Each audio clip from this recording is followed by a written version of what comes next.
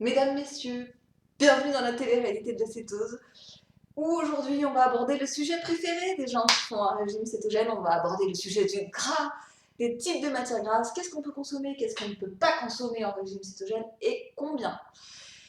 Et avant de commencer, je voudrais faire un petit disclaimer rapidos,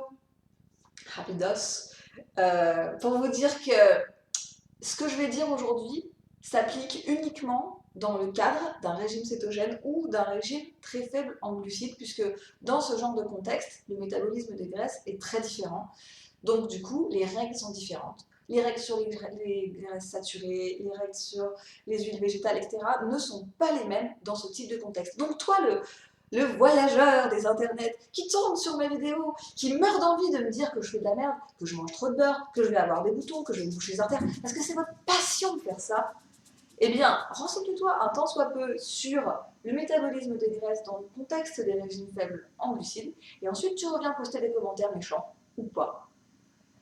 Et puis ce que vous pouvez faire aussi, c'est tout simplement lire des livres. Puis si vous n'avez pas le temps de lire des livres, eh bien la télé-réalité de la cétose a tout prévu, et j'ai écrit tout un tas d'articles sur le beurre, sur les graisses saturées, sur le métabolisme des graisses que vous pouvez retrouver dans la barre d'infos pour devenir plus intelligent.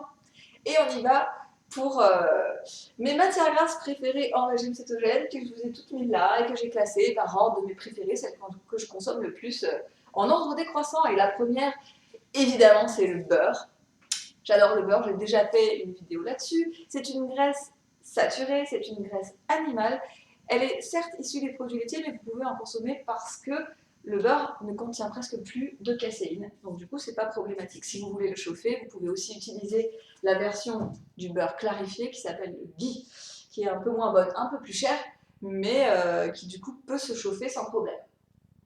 C'est ma source principale de matière grasse dans ma journée, je dirais aux 2 tiers des matières grasses que je consomme, c'est du beurre. Ensuite vient l'huile de coco, la magique, la fabuleuse, la géniale huile de coco. À la vie claire, on a la très riche idée de la fabriquer en énorme quantité, en pot d'1 kilo comme ça, qui ne coûte pas du tout cher. Et puis, pour les gens qui n'aiment pas le goût de la coco, elle existe aussi en version désodorisée. Donc pourquoi l'huile de coco c'est merveilleux? Je ne peux pas tout dire aujourd'hui, parce que ça serait trop long. Mais en régime cétogène, ce qui nous intéresse, c'est que c'est une matière grasse, donc saturée. On le sait parce qu'elle est solide à température ambiante. Et c'est surtout une matière grasse qui est très riche en triglycérides à chaîne moyenne. Et même si je l'ai déjà dit 1 milliard de fois, je vais le redire, les triglycérides à chaîne moyenne, elles ne sont pas digérées pareil que les autres. Elles n'ont pas besoin de passer par tout le système digestif. Elles vont directement dans le foie pour être converties en énergie. Et du coup, quand vous avez besoin d'un rush d'énergie tout de suite, et ben, l'huile de coco, elle va être disponible très rapidement pour votre cerveau et pour votre corps. Et du coup, c'est parfait et ça ne relance pas le système digestif. Donc, c'est le snacking parfait. Parce qu'en fait, vous avez faim, vous avez besoin d'énergie, vous prenez ça, et même si c'est en milieu du repas, ça ne vous relance pas le système digestif. C'est pour ça que c'est intéressant aussi si vous faites du jeûne et que vous avez du mal à tenir. Eh bien, moi, je la consomme principalement dans des thés, dans des infusions, mais on peut aussi cuisiner avec, il n'y a aucun problème. Et dans la famille des triglycérides à chaîne moyenne, je demande le chef, je demande le plus super et le plus beau, l'MCT Oil, l'huile TMC. Donc l'inconvénient de ça, c'est que c'est quand même un peu difficile à trouver, c'est un peu cher aussi. Il n'y en a pas encore trop en France, moi je suis obligée de l'acheter sur internet. Et là, ce ne sont que des triglycérides à chaîne moyenne. Donc si vous voulez l'intérêt de ça, c'est que à quantité égale de matière grasse, vous allez produire plus de cétone. Ça va être converti en plus de cétone. Du coup, c'est intéressant en phase d'adaptation parce que ça va apprendre à votre corps qui est encore un petit peu moustache, ça va lui apprendre à utiliser ses cétones. Et puis, c'est intéressant aussi quand vous allez faire un écart, vous avez cheaté ou vous êtes sorti de la cétose pour une raison ou pour une autre parce que ça va vous aider à repasser en mode consommation de cétone plus rapidement. Et pareil, ça se met dans des thés. Alors moi, ce que je fais, je le mets dans des thés, je le mets aussi en fait en assaisonnement des salades.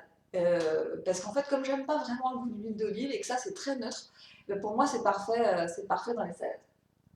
Je consomme aussi, dans une moindre mesure, du beurre de cacao cru. Donc là, on est sur une matière grasse végétale, mais qui n'est pas très riche en oméga 6.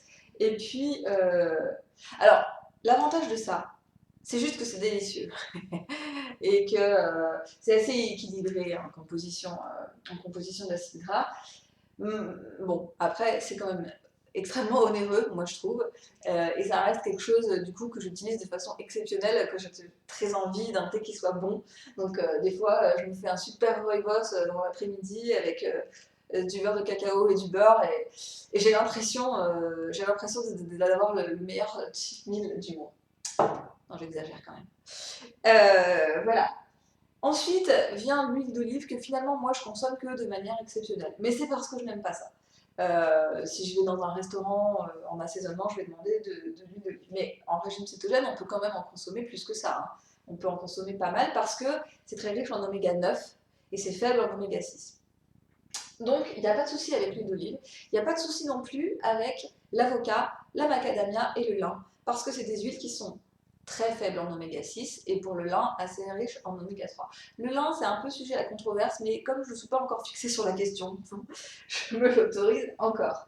Pour ces huiles-là, faites attention, c'est quand même des huiles qui rancissent. Donc achetez-les dans des bouteilles de préférence foncées, dans des bouteilles opaques si vous pouvez, et ne les gardez pas trop longtemps, il faut les consommer dans le mois, parce que ces huiles-là, elles se détériorent, elles rancissent, et après, du coup, elles sont très inflammatoires pour le corps. Vous ne pouvez pas, en régime cétogène, je vais le redire, enfin, je vais le dire qu'une fois, j'aimerais n'avoir à dire qu'une fois. En régime cétogène, vous ne pouvez pas consommer toutes les autres huiles végétales. Vous ne pouvez pas consommer de colza, de tournesol, de noisettes, de sésame, de noisettes grillées, de soja, de maïs, de tout ce que vous voulez, de conneries que j'entends. Ces huiles-là, même si on vous a toujours dit que c'était bien, même si au magasin la vendeuse vous a dit que c'était bien, ces huiles-là, elles sont beaucoup trop riches en oméga 6.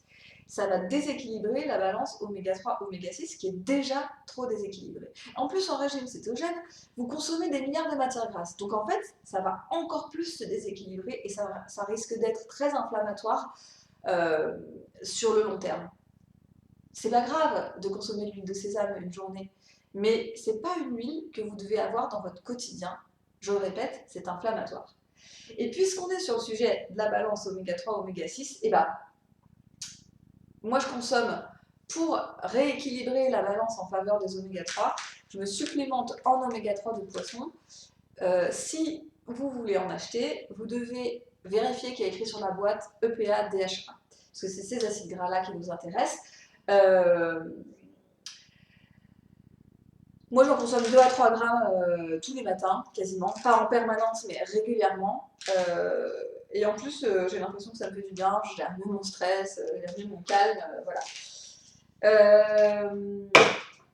On va maintenant parler de ce que vous ne pouvez pas consommer en régime cétogène. Donc, vous ne pouvez pas consommer de matières grasses issues des produits laitiers en dehors du beurre, c'est-à-dire pas de crème, pas de cream cheese, pas de crème fouettée, pas de fleurette, pas de tous les dérivés là de crème, où il y a le mot crème, vous n'en consommez pas, point. Et vous ne consommez pas, comme je vous l'ai dit, toutes les huiles végétales, outre l'olive, la macadamia, le lin et l'avocat. Toutes les autres, laissez de côté. Sauf la palme. L'huile de palme, vous pouvez encore en consommer, mais bon. Ça va encore faire des polémiques sans fin, donc je préférais ne pas l'aborder. Voilà. N'oubliez pas que si vous êtes en phase d'adaptation, vous êtes censé consommer 200 grammes de matière grasse ajoutée par jour. C'est-à-dire que dans ces 200 grammes, vous ne comptez pas tout ce qui est gras dans vos aliments. Vous ne comptez pas les matières grasses de l'avocat, vous ne comptez pas les matières grasses du bacon, vous ne comptez pas les matières grasses de votre entrecôte, etc. C'est 200 grammes en plus dans les cuissons, dans les thés, à la main, dans tout ce que vous voulez, mais en plus. Si votre glycémie n'est pas encore stabilisée, si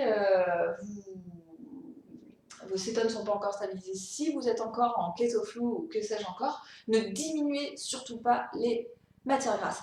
Et dernière chose, ne vous amusez pas à faire des fat fast parce que ça n'a pas de sens. Il y a plein de gens, je vois faire ça, alors ils font des pseudo-régimes cétogènes et puis d'un coup, fat fast, on arrête tout. Ça n'a pas de sens.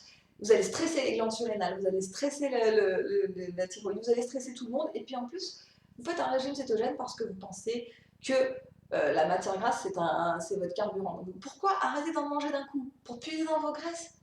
Non mais, il y a d'autres techniques pour le faire. Donc ne faites pas de fat fast. Abreuvez-vous de matière grasse parce que le gras c'est la vie, même si c'est pas moi qui l'ai dit. C'est une très bonne phrase.